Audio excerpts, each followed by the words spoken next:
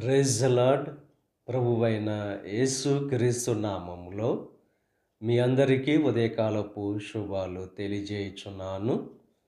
ఈరోజు దేవుడు మనకు అనుగ్రహిస్తున్న అతి శ్రేష్టమైన వాక్యము సామెతలు 13వ అధ్యాయము 13వ వచనాన్ని చదువుకుందాము.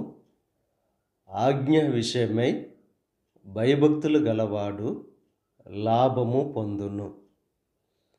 ఎవరైతే దేవుని యొక్క ఆజ్ఞల విషయమై భయభక్తులు కలిగిన వారుగా ఉంటారో వారు లాభాన్ని పొందుతారని చెప్పి దేవుని యొక్క వాక్యం బహుస్పష్టంగా తెలియజేస్తుంది.